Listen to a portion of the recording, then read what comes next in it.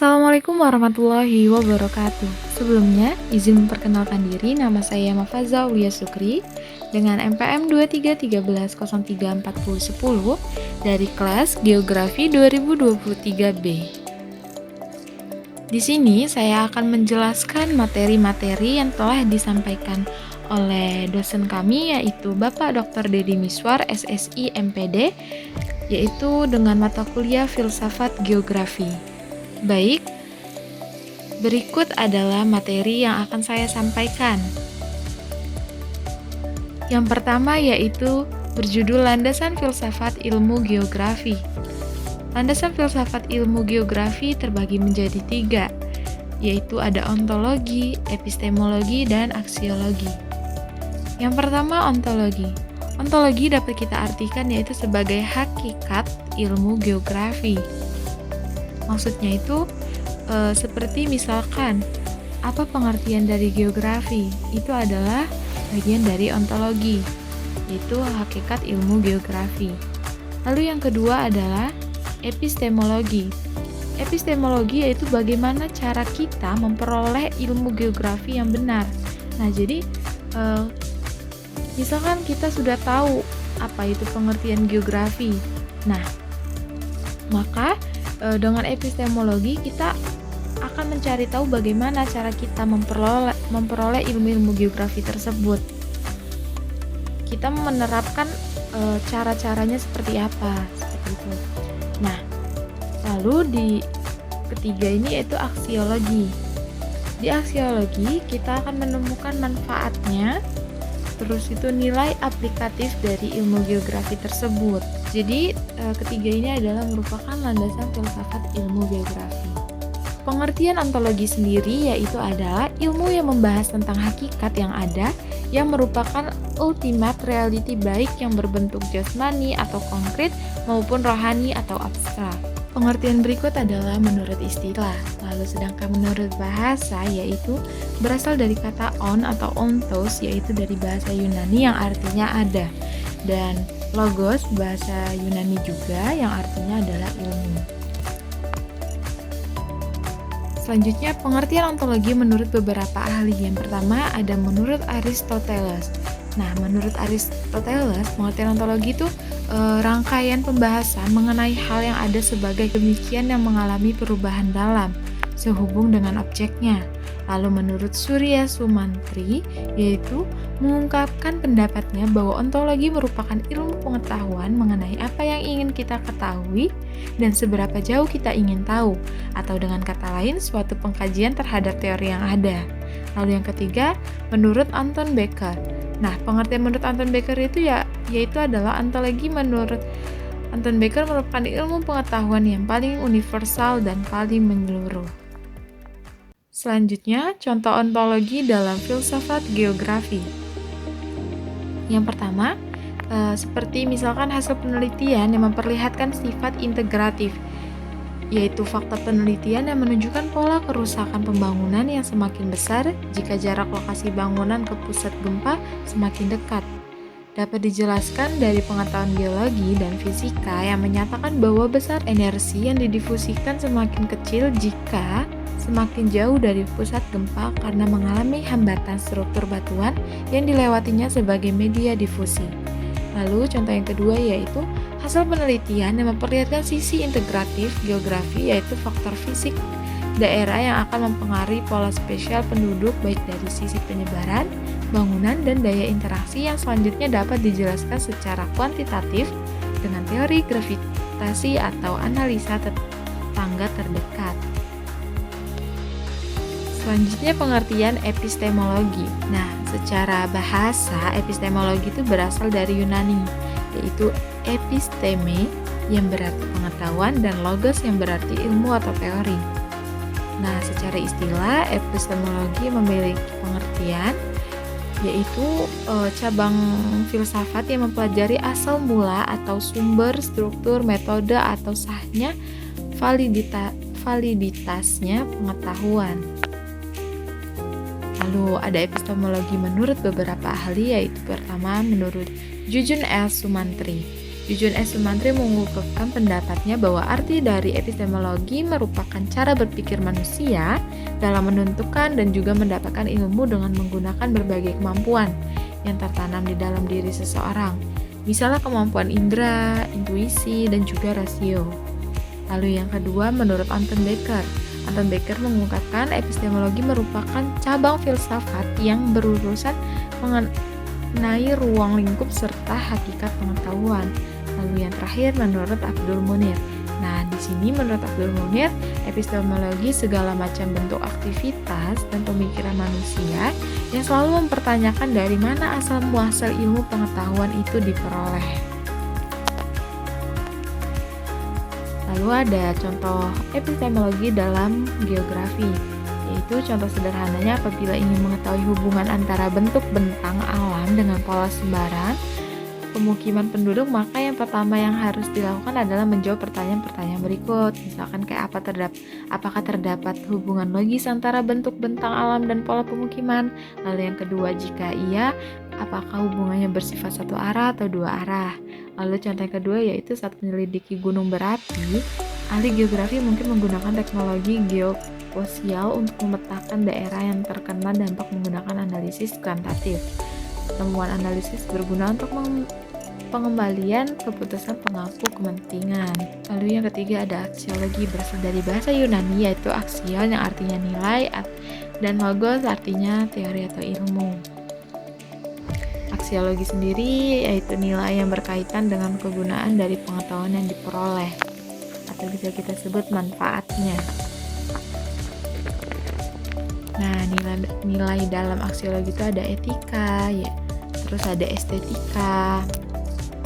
Nah, lalu contoh aksiologi dalam filsafat geografi. Setiap lapisan yang dipelajari dalam geografi, baik atmosfer, hidrosfer, biosfer, litosfer, maupun antroposfer, selalu mengandung hakikat, nilai, manfaat, atau meliputi sebagai subjektivisme, kegunaan bagi manusianya. Contohnya itu kayak seorang geograf ingin menjadikan suatu wilayah tertentu untuk dijadikan sebagai daerah pemukiman, maka terlebih dahulu mengkaji tentang jenis tanah, morfologi, aksesibilitas, kondisi air tanah, dan kondisi sosial pada suatu wilayah tertentu. Lalu yang kedua itu contohnya seperti diambil dari objektivisme logis, yaitu hasil pencobaan pengukuran bersifat empiris. Contohnya itu melihat letak geografis Indonesia yang dilalui oleh jalur sirkum Mediteran, seberapa tinggi tingkat kerawanan bencana alam letusan gunung api di Indonesia, dan lain-lain. Lalu jenis nilai etika dan estetika, misalnya jika tidak beretika dalam menggunakan wilayah, maka bisa saja terjadi bencana dalam alam seperti banjir, tanah longsor, tsunami, dan lain-lain. Lalu materi selanjutnya, mengapa kita belajar geografi? Nah, sebelumnya kita harus tahu dulu ilmu geografi itu apa. Maka ilmu geografi adalah ilmu yang mempelajari bumi yang memiliki banyak unsur dan karakteristik yang berbeda. Nah, ada 5 alasan mengapa kita belajar geografi, yaitu yang pertama mengasah kecerdasan spasial, kedua memprediksi fenomena di masa depan, ketiga mengetahui lokasi-lokasi di permukaan bumi, keempat, meningkatkan tingkat kepedulian terhadap bumi dan isinya. Kelima, menjadikan pribadi berpikir kritis dan sadar akan kekuasaan Tuhan. Mengapa adanya persamaan dan perbedaan kewilayahan? Persamaan dan perbedaan kewilayahan. Di dalam pendekatan geografi itu ada pendekatan kewilayahan, yaitu yang memiliki pengertian kombinasi antara analisa keruangan dan analisa ekologi. Pendekatan kompleks kewilayahan ini mengkaji bahwa fenomena geografi yang terjadi di setiap wilayah berbeda-beda, sehingga perbedaan ini membentuk karakteristik wilayah. Lalu adanya persamaan dan perbedaan antar wilayah itu hakikatnya disebabkan karena gejala geosfer yang tersebar sehingga menyebabkan variasi potensi fisik dan non-fisik antara wilayah satu dengan wilayah lainnya. 4 prinsip utama dalam menganalisis gejala-gejala geosfer. Pertama, prinsip persebaran, yaitu bentang alam di permukaan bumi tidak merata sehingga setiap wilayah akan berbeda dengan wilayah lain. Lalu kedua, prinsip interrelasi, yaitu fenomena geosfer yang satu mempunyai hubungan dengan fenomena geosfer yang lain. Yang satu berkaitan dengan gejala yang lain. Lalu prinsip deskripsi, itu maksudnya adalah untuk menggambarkan fenomena geosfer memerlukan deskripsi melalui tulisan, tabel, gambar, atau grafik. Contohnya peta persebaran lempeng tektonik di dunia. Lalu ada prinsip korologi. Prinsip korologi adalah menganalisis suatu wilayah berdasarkan ketiga prinsip sebelumnya. Maka suatu wilayah akan mempunyai karakteristik tertentu. Gejala-gejala geosfer. Yang pertama ada gejala atmosfer. Atmosfer adalah lapisan gas yang melingkupi sebuah planet, termasuk bumi, dari permukaan planet tersebut sampai jauh di luar angkasa. Lalu yang kedua ada gejala litosfer, yaitu kulit terluar dari planet berbatu seperti bumi. Litosfer sering dinamakan sebagai lapisan silikat dan memiliki ketebalan rata-rata 30 km. Lalu yang ketiga, gejala atroposfer, yaitu lapisan manusia yang merupakan tema sentral di antara stefera yang lain. Karena kajian geografi merupakan tema sentral, maka kajian geografi sering disebut antroposentris. Ontologi, epistemologi, aksiologi. Di sini saya menyajikan sebuah artikel yang berjudul Perancangan Batik dengan sumber inspirasi cerita, rakyat, dan flora fauna Indonesia. Di sini saya akan memberikan contoh di bagian mana ontologi dan seperti apa bentuknya, lalu epistemologi seperti apa, dan aksiologi seperti apa. Yang pertama, ontologi. Nah, seperti yang sudah saya sebutkan sebelum-sebelumnya, bahwa ontologi itu adalah hakikat ilmu geografi. Jadi seperti pengertiannya, awal mulanya seperti apa gitu. Nah, ini contohnya dari judul artikel tersebut. Selanjutnya, epistemologi. Nah, bagian dari epistemologi itu seperti metodenya, cara kita menerapkan suatu tujuan yang akan kita capai. Lalu yang ketiga, aksiologi. Aksiologi yaitu menyajikan manfaatnya dari yang apa sudah kita lakukan. Nah, aksiologi ini menyajikan metode yang sudah kita lakukan sebelumnya di epistemologi, terus kita terapkan di aksiologi. Dampak perbedaan keruangan. Apa itu keruangan? Keruangan itu merujuk pada distribusi atau pola penyebaran berbagai fenomena geografi di suatu wilayah yang mencakup seperti letak, ukuran, dan hubungan antar objek atau peristiwa di dalam suatu ruang geografis. Dampak perbedaan keruangan yaitu pertama terjadi interaksi interdependensi spesial. Nah, maksudnya yaitu ketergantungan antar wilayah atau negara dalam konteks ruang geografi. Lalu yang kedua yaitu terjadi aliran barang, jasa, manusia. Maksudnya yaitu mencerminkan pergerakan ekonomi dan sosial yang dapat membentuk konektivitas antar lokasi. Lalu yang ketiga, keharusan kerjasama antar wilayah, antar bangsa. Nah, maksudnya yaitu menunjukkan pentingnya kolaborasi untuk mengatasi tantangan bersama dan mempromosikan perkembangan yang berkelanjutan. Selanjutnya yaitu kondisi Indonesia. Indonesia adalah negara kepulauan terbesar di dunia, terletak di Asia Tenggara. Nah, kondisi di Indonesia itu meliputi Indonesia memiliki luas wilayah sekitar 7.700 km persegi. Lalu yang kedua, jumlah penduduknya mencapai lebih dari 237 juta jiwa. Lalu yang ketiga, letak geologis Indonesia sangat strategis, terletak di antara dua benua dan dua samudera. Yang keempat, Indonesia rawan bencana alam seperti gempa, letusan gunung api, dan banjir. Indonesia memiliki multi ekosistem dan multikultur yang kaya akan keanekaragaman hayati dan budaya.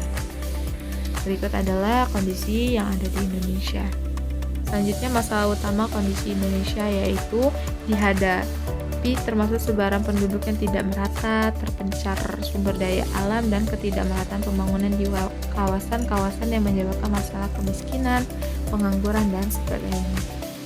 Peran geografi dalam mengatasi masalah di Indonesia. Peran yang pertama yaitu mitigasi bencana. Dalam mitigasi bencana, geografi membantu dalam pemetaan risiko bencana dan perencanaan tata ruang yang aman. Lalu yang kedua, perannya yaitu penanganan permasalahan kependudukan. Geografi memiliki peran penting dalam penanganan masalah kependudukan melalui analisis distribusi penduduk, migrasi, dan perencanaan wilayah. Lalu yang ketiga, perbaikan lingkungan. Perbaikan lingkungan melibatkan kontribusi geografi dalam pemetaan pemantauan dan pelestarian ekosistem serta penanganan dampak lingkungan. Lalu peran yang keempat yaitu pemanfaatan SDA atau sumber daya alam. Dalam pemanfaatan sumber daya alam ini, geografi membantu dalam manajemen yang berkelanjutan, meminimalkan degradasi dan mengoptimalkan pemanfaatan. Lalu peran yang kelima atau yang terakhir adalah penanganan kemiskinan atau perluasan KK. Penanganan kemiskinan dan perluasan keluarga berencana memanfaatkan pendekatan geografi untuk distribusi sumber daya dan perencanaan wilayah sesuai kebutuhan masyarakat. Lalu materi selanjutnya yaitu prinsip-prinsip geografi. Pertama ada prinsip persebaran, yaitu mempelajari pola dan distribusi geografis fenomena di berbagai lokasi. Lalu ada prinsip interrelasi, menyelidiki hubungan dan keterkaitan antara elemen geografis untuk memahami dampak saling mempengaruhi. Lalu yang ketiga, prinsip deskripsi, yaitu mendeskripsikan secara rinci gejala atau karakteristik suatu wilayah tanpa memperhatikan hubungan sebab akibat. Lalu yang keempat, yaitu prinsip korologi, yaitu mengkaji pola spasial, fenomena geografis, dan faktor-faktor yang mempengaruhinya. Lalu materi selanjutnya 10 konsep dasar geografi. Sebelumnya, apa sih konsep geografi itu? Konsep geografi adalah pola yang abstrak dan berhubungan dengan gejala konkret tentang geografi. Tujuan dari konsep geografi itu untuk menggambarkan berbagai gejala atau fenomena yang berkaitan dengan geografi, mengembangkan pengetahuan tentang lingkungan sekitar hingga dunia, mengembangkan keterampilan yang berkaitan dengan lingkungan fisik, sosial, dan lainnya. Nah, 10 konsep dasar geografi tersebut yaitu konsep lokasi, yaitu mengkaji posisi letak suatu objek geografi di permukaan bumi. Lalu yang kedua konsep jarak, yaitu diukur berdasarkan satuan panjang atau jarak mutlak dan waktu jarak relatif. Lalu yang ketiga konsep morfologi, yaitu hubungan bentuk bumi dengan aktivitas manusia. Lalu yang keempat konsep keterjangkauan, yaitu bisa diartikan sebagai interaksi antar tempat yang bisa dicapai dengan berjalan kaki atau dengan transportasi. Lalu yang kelima konsep pola, yaitu menggambarkan susunan fenomena atau bentuk di muka bumi baik yang sifatnya alami atau sosial budaya. Yang keenam konsep aglomerasi. Konsep ini diartikan dengan persebaran penduduk yang sifatnya pengelompokan di wilayah tertentu. Lalu yang ketujuh konsep nilai kegunaan, yaitu manusia akan menerima nilai guna yang berbeda-beda. Lalu kedelapan konsep interaksi dan interpendensi, yaitu berkaitan dengan kebutuhan masyarakat di wilayah tertentu terhadap wilayah lain. Lalu konsep kesembilan yaitu konsep diferensiasi, berkaitan dengan karakteristik dan khas di daerah tersebut yang tidak dimiliki daerah lain. Lalu yang terakhir yaitu konsep keterkaitan ruangan, sebagai konsep suatu wilayah yang dipengaruhi dengan wilayah lain. Nah, jadi kesimpulan dari materi yang telah saya sampaikan yaitu prinsip dasar geografi melibatkan pemahaman tentang lokasi, interaksi manusia dan lingkungan, wilayah serta distribusi fenomena di bumi. Konsep dasar mencakup tempat, ruang, skala gerak, dan pola geografis. Secara keseluruhan, geografi membantu kita memahami kompleksitas dunia melalui analisis spasial dan hubungan antar unsur-unsur di bumi. Lalu landasan ilmu geografi yaitu diterapkan dengan 3 hal, yaitu ontologi, epistemologi, dan aksiologi. Baik, itu saja materi yang bisa saya sampaikan. Kurang lebihnya mohon maaf. Kepada Allah saya mohon ampun. Wassalamualaikum warahmatullahi wabarakatuh. Terima kasih.